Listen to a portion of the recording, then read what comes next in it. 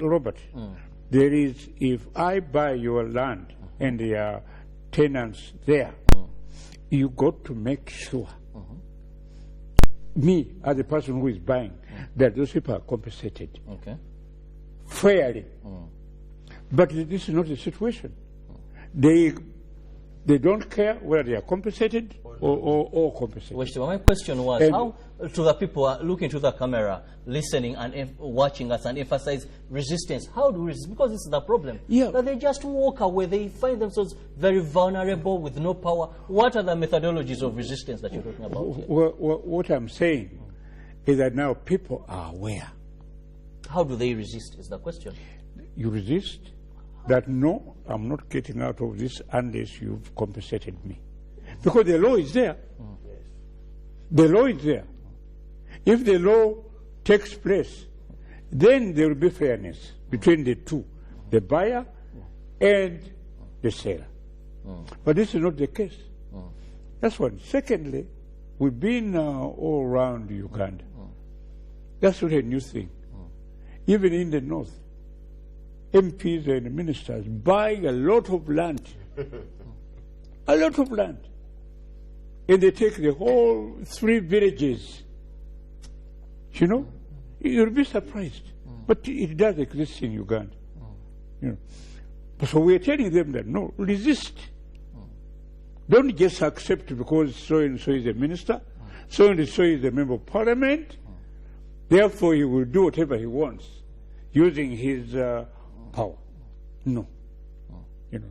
So I think, again, here, we are calling on the government, and especially local government, to sensitize the people of the land rights so they understand.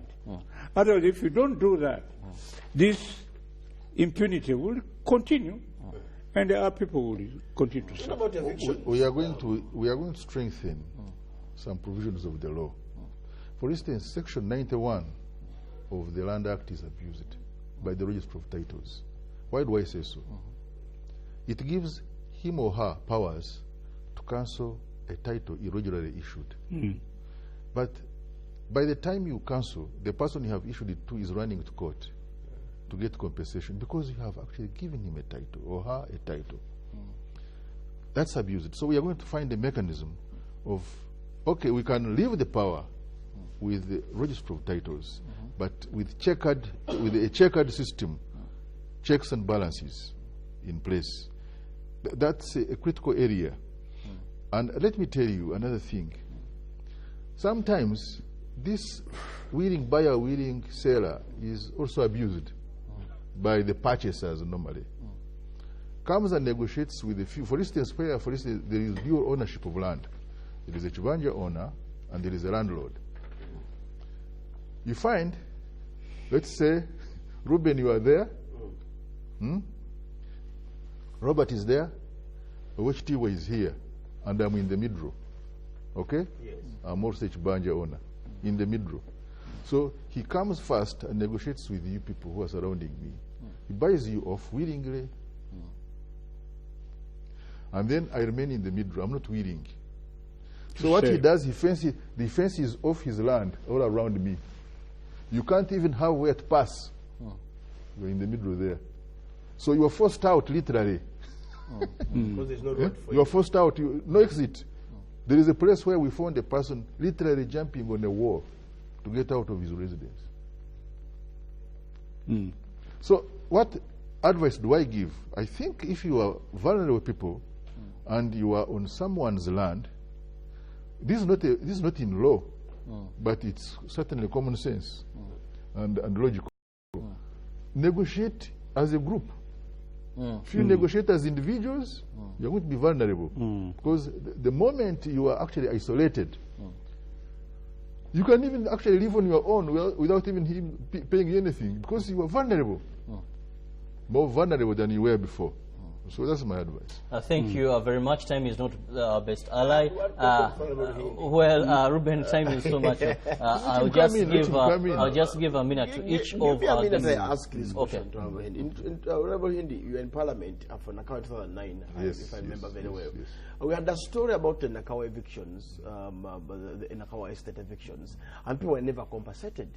So as an MP then, what were your recommendations and why are they coming out now to ask for compensation? 8 years later. 8 years later. Let me tell you. Yes. First of all, there is this actually talk that it is the government, it is the NRM which is involved in land grabbing. The problem of Nakawa and Nagur estates originated, and may his soul rest in peace, from the late Sebana Chisto when he was mayor of Kampala. And his executive. They decided that every family be evicted, giving each family, wanting to give each family 120,000 shillings. I was then MP, a backbencher MP for Nakawa. We resisted that. Okay. We took actually a memorandum to the Speaker with Mr. Mpimbaza Hashaka, who was then RDC. When we were in the committee, relevant committee of Parliament, the President heard of it. Said, no, but why? We even have a policy on housing. People must be given first priority. Yes. Okay? Yes. Preemptive rights. Yeah. They are called preemptive rights. So he calls us in State House. We agree on the modalities.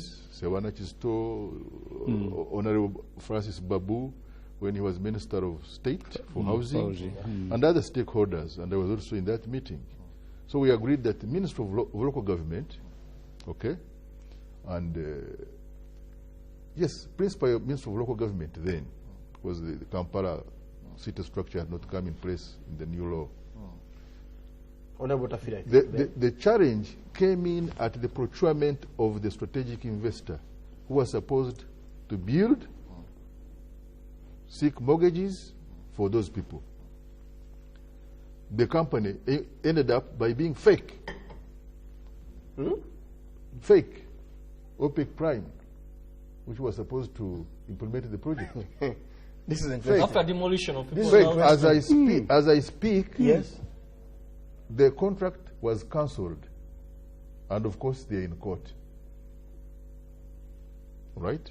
So we are waiting for who came with that company, Honorable Hindi? Who presented the company to you people that this should be the company given the rights? You can't ask me because this responsibility this responsibility was given to a ministry. They did their sourcing, they did their identification of the strategic investor, and it went bust.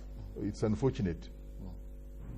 Okay, but the government is addressing that. The contract has been cancelled, and I think modalities for addressing the challenges of those people who were there are being worked out as I speak by government. I cannot speak adequately about that since I'm not actually in there. Okay. Yes. Thank you very much. I'll give just a minute to each of our commissioners that is on the Committee of Inquiry into Land Matters to give their conclusive remarks, starting with Owechitiibwa Robert Sebunya.